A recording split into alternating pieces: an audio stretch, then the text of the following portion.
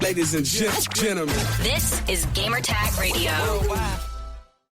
Welcome to a brand new episode here at Gamertag Radio. This is your host, Danny Peña. And this episode, this is a short episode, by the way, because we got some stuff going on behind the scenes, and there's going to be another episode later this week, but stay tuned. But this week, for this one, we have the actor and comedian Patton Oswalt. He's in the new movie called GOAT, and it's coming out February 13th, and it's from Sony Pictures Animation.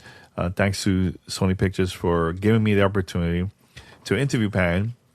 And we briefly talk about video games, actually, because sometime early last year, we were part of a TV game show that was on TV on Amazon and also, I believe, Fox. It was called The 1% Club. And Rhea and I, we were there. And he actually asked us some couple questions, like he interviews during the recording of the show. And we briefly talked about like video games and everything. So, but yeah, I briefly mentioned that to Patton during the interview, and from there we talked about video games and everything. But the majority of the conversation was all about the movie GOAT that is coming out February 13th. Make sure to check it out. I think you guys, it looks pretty cool. The trailer looks awesome, and can't wait to see more about it, man. So, all right, guys. So make sure to check out this full interview. Also, I have it available on YouTube. You guys can go right now and check it out. All right. So enjoy the interview. We'll be back on Thursday with another episode of Gamer Tag Radio. So enjoy. Here goes. Hey, Danny. How you doing, Patton? By the way, this is not your first time. We met. I think it was like last year. You were hosting a game show, and you actually interviewed me and my wife. But either way, we got to lose the show.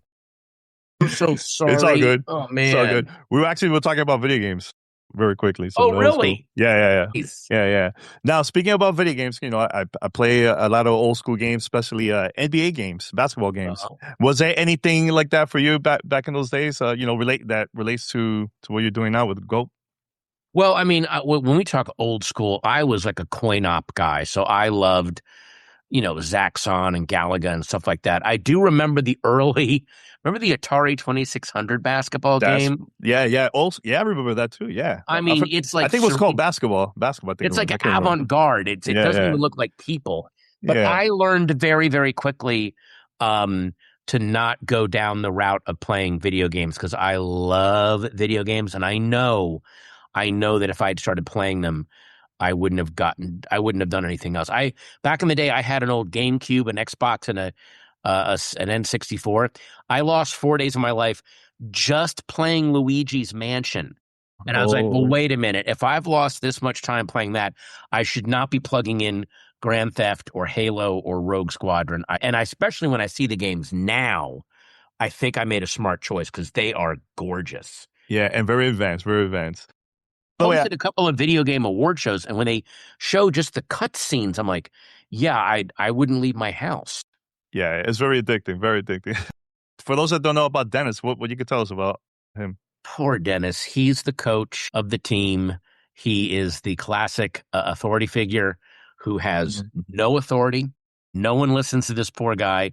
He loves Roarball. Roarball doesn't necessarily love him on the same level that he loves it, but he is not going to give up, and he kind of goes through a little bit of a journey himself, not as epic as Will's, but he does have to learn, wait a minute, I am a coach. I do have a function here, and he asserts himself, and it ends up being kind of beautiful. Well, so Dennis is a coach. You played him, right? So I have a nephew and nieces that they play basketball. Shout out to Blake, Ella, and also Malone. They're huge basketball fans. So as a coach... They play, but they're also fans.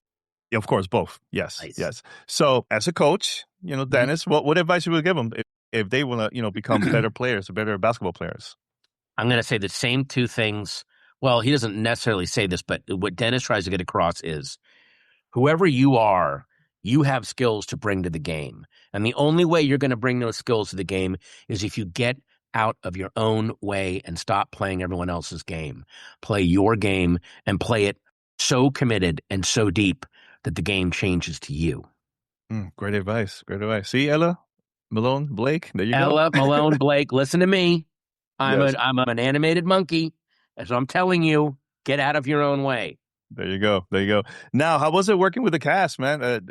Amazing cast for this I know movie. I never got to record with anyone. We all recorded separately, but working with Tyree, the director, was fantastic because he was really able to bring in what like Caleb and Gabrielle and everyone else was doing with their voices and bring them into the room. And then when I've been now I've been doing some promo stuff with the rest of the cast, and they're just as awesome as you think they would be.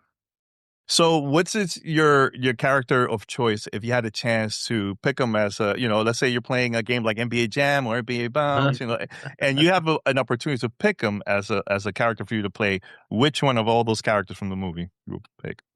I mean, the coolest one is Jet, but I bet the most fun to play would be Modo because he is an absolute chaos agent.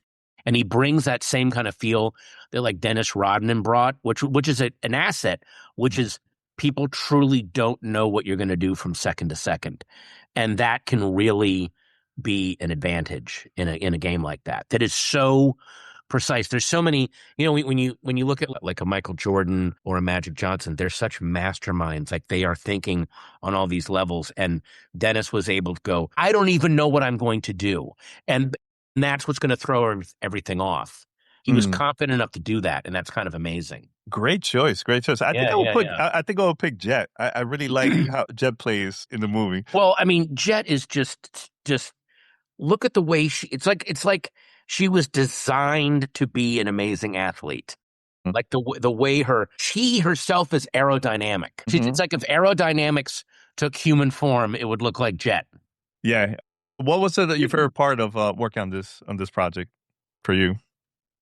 Getting to do the massive meltdown scene where Coach Dennis is finally snapped and letting everyone knows what he thinks and what they've got to do. It was a joy to do that because I got to really go over the top, and I also knew that I felt very safe knowing that the animators would do something insane with what I recorded.